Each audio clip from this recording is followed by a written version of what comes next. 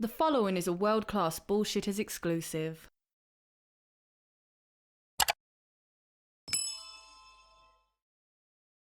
Life happens in an instant. One day you're on the path to glory, and the next, nothing. You're riding high, thinking the world is your oyster, only to realize that you're past expiration. Life passes you by quickly, but what if it was actually the next day? What if in the span of a few short hours you were on one path only to be struck down and taken out of the game entirely? The story I'm about to tell you is the stuff of legend. What started off as a continuation of the greatest cinematic achievement in history has spiraled into the story of depravity, defeat, and disappointment. What started out as a guaranteed moneymaker has become guaranteed debt. What started off as valuable is now worthless.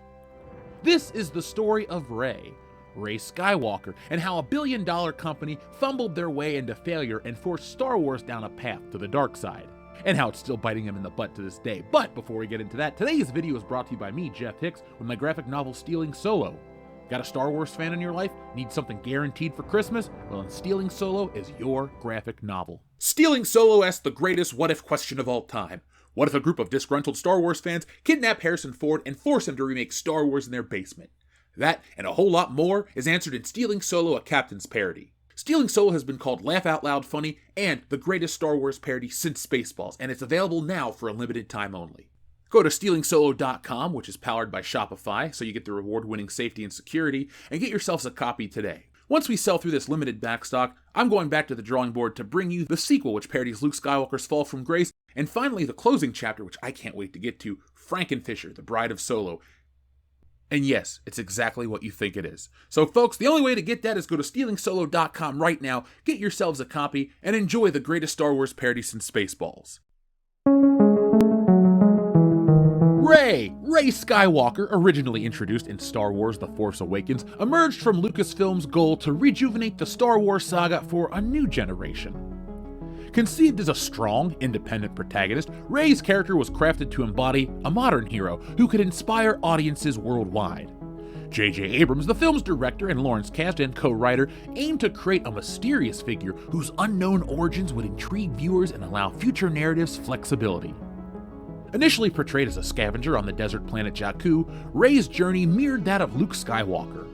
Daisy Ridley, a relatively unknown actress at the time, was cast as Rey, hoping to bring an earnest and determined energy to the role that would resonate with fans. As Rey's story unfolded across the sequel trilogy, her character became a focal point of debate and speculation. The mystery surrounding her lineage sparked numerous fan theories, ranging from her being a descendant of Obi-Wan Kenobi to a member of the Skywalker bloodline. Ultimately, The Rise of Skywalker revealed Rey as the granddaughter of Emperor Palpatine. Critics solely focused on her as a positive role model, often ignoring inconsistencies and lapses in logic. But this revelation caused others to question the coherence of her development and the abrupt shift in her backstory. Rey faced substantial backlash from the Star Wars fanbase, much which revolved around her characterization and narrative arc. Rey's abilities appeared to lack sufficient explanation or development, earning her the label of a Mary Sue, a term used to describe a character who is seemingly flawless and achieves success without struggle. This criticism intensified after scenes where Rey displayed advanced combat skills, piloting expertise, and mastery of the Force with little or no formal training, leading many to feel her journey lacked the stakes and growth necessary for a compelling protagonist. The revelation of Rey's lineage as Emperor Palpatine's granddaughter in The Rise of Skywalker also drew ire for feeling contrived and rushed. Fans criticized the decision as an example of the franchise's over-reliance on nostalgia and legacy connections rather than organic storytelling. Additionally, Rey's adoption of the Skywalker name at the end of the trilogy was viewed as undermining the legacy of the actual Skywalker family. This choice was perceived as a shallow attempt to tie her character to the saga's core lineage without adequately earning the connection through narrative. For many, Rey was emblematic of the sequel trilogy's broader issues such as inconsistent storytelling and a lack of cohesive vision. While Rey's initial outing in The Force Awakens was record-breaking by all accounts, the success cannot be attributed to her. Star Wars The Force Awakens was a hit because it closely mirrored the elements of the original trilogy that fans cherished. The return of the classic characters like Han Solo, Princess Leia, and Chewbacca reinforced the connection to the franchise's roots.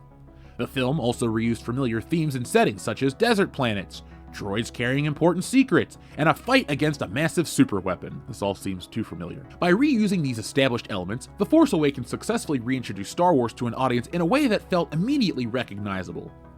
Again, too recognizable. It also holds the record for the most expensive film ever made, with a net production cost of $553 million. The film would gross over $2 billion, but as the films began to create their own identity, that number would drop significantly, with the final film in the trilogy declining over 48% with The Rise of Skywalker, the final film in the saga. That grossed $1 billion less than The Force Awakens, which was a first for Star Wars. For context, the prequel trilogy only saw an 8% decrease from The Phantom Menace to Revenge of the Sith. Following the release of Star Wars The Rise of Skywalker on December 19, 2019, Lucasfilm shifted its focus towards expanding the franchise through television series on Disney+. The first major project was The Mandalorian. Most Star Wars productions struggled to replicate the success of The Mandalorian. Shows like The Book of Boba Fett failed to captivate audiences, with criticism centered on lackluster storytelling, inconsistent pacing, and sidelining of its titular characters. While Star Wars was failing to capture TV audiences with its non-Mandalorian shows, the people at Lucasfilm were setting the stage for the return to cinema. In April 2023, during a Star Wars celebration in London, Lucasfilm announced that Daisy Ridley would reprise her role as Rey Skywalker, in an upcoming Star Wars film. This new installment is, or should I say was, set 15 years after the events of The Rise of Skywalker, and would focus on Rey's efforts to rebuild the new Jedi Order. It was supposed to be directed by Charmin Obaid-Chinoy, known for her work on Ms. Marvel. Initially, the screenplay was to be developed by Damon Lindelof and Justin Britt Gibson, however they departed in early 2023. Stephen Knight, mostly known for Peaky Blinders, was then brought in to write the script. As of October 2024, Knight also exited the project. However, that wasn't the end of Daisy Ridley's Star Wars. There would be more. On November 7th, 2024, Simon Kinberg was attached to write his own Star Wars trilogy featuring Rey as the lead protagonist. A recent article by The Hollywood Reporter highlights Lucasfilm's focus on Star Wars' future. The report suggests that Rey Skywalker is considered Lucasfilm's most valuable cinematic asset at this time. The article claims that Rey was the key to Disney Star Wars' success, ignoring the focus on nostalgia, callbacks, and bringing back every character, living or dead. The fandom was perplexed by this announcement, as it reinforced modern Lucasfilm's push to make Rey the face of Star Wars. But then reality stepped in and changed it all. On November 16th, 2024, the much-lauded Rey movie was put on hold indefinitely, which in Star Wars talk means cancelled. Rolling Stone magazine released an article about this delay, saying, "The Star Wars Cinematic Universe has put yet another planned movie on the back burner, as the movie revolving around Daisy Ridley's Rey has been removed from its placeholder 2026 release date. The untitled movie, which would have seen the characters from episodes 7, 8, and 9 continuing her journey as she rebuilds the new Jedi Order, was first announced at 2023 Star Wars Celebration. But we already know that. Let's jump ahead. It's unclear if the Rey-focused film is still even in development at this point in time. However, it has been replaced on the theatrical calendar. What has replaced this postponed Star Wars film? Ice Age 6. After years of promoting the virtues of Rey and how important she is to the galaxy far, far away, she is abruptly brushed aside. Fitting. A Rey film was never going to work the way Lucasfilm wanted it to. The executives at the company, led by President Kathleen Kennedy, publicly announced that Rey is the reason why their Star Wars trilogy made billions of dollars, but internally, they know the truth. She's done more damage than good. Rey represents the underdeveloped, overexposed character. What began with J.J. Abrams' mystery box has led to a barren wasteland of ideas, since there were none in the first place. All the mysterious elements that were set up weren't set up beyond a few lines of dialogue. Now that Lucasfilm is developing the films, or at least trying to, they find themselves backed into a corner.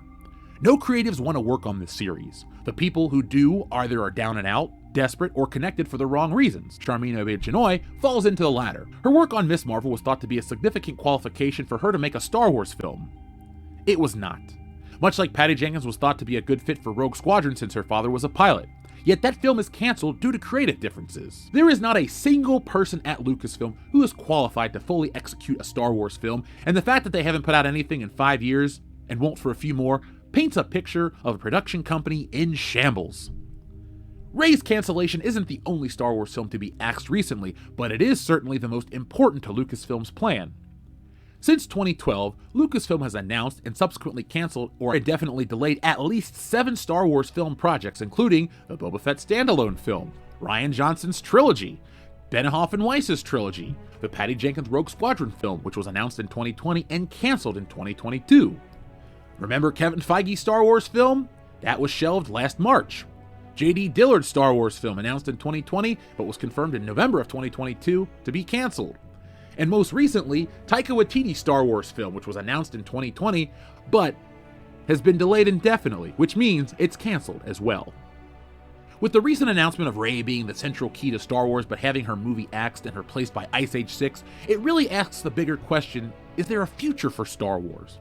The Disney Plus shows have continued to increase in cost and decrease in viewership. The merchandise is worthless and fan anticipation is non-existent. Lucasfilm was holding on to the Rey film as a trump card, but the game is over. Why should fans expect more Star Wars films to actually happen when all the ones that receive the same level of hype and anticipation are DOA? There is and has always been no plan for this saga outside of cashing in on the past. Criticize George Lucas all you want, but he had a plan and he successfully executed 2 trilogies that, for the most part, worked together to create the Star Wars saga. There's a reason those characters are still in demand and beloved by millions. They resonate with audiences. These new characters do not, and the marketplace is flooded with competition. Marvel is competition for Star Wars, and they're both owned by the same company. That's the bigger problem here. No matter the size of the company, no matter the amount of IP, there's only so much a person will consume, and after a string of bad meals, Star Wars fans are full. They can't take any more. Just look at the discourse surrounding the Marvel films. People love Deadpool and Wolverine, but everything else has been underwhelming or terrible, and the next one has people scratching their heads too. How does Disney plan on fixing this problem? By throwing more money at Robert Downey Jr., the Russo brothers, and offering big contracts to other actors. How will Star Wars fix itself? Well, most of the actors are dead, and all of the money in the world can't buy fans' trust. It's been said to death that Star Wars is dead, but what else is there? Good memories and a bleak future. They say that the future's in the past, but Lucasfilm went that route, and it didn't pay off. Maybe, just maybe, Lucasfilm is finally realizing what fans had been saying for years. The success of The Force Awakens had nothing to do with Rey, Finn, Poe, and all the new characters, and everything to do with Han, Luke, and Leia coming back. Now that nostalgia's been tainted too, and there's nothing else to pick from. Will the Skeleton Crew revive Star Wars? Did the Acolyte? Did Ahsoka? You already know the answer.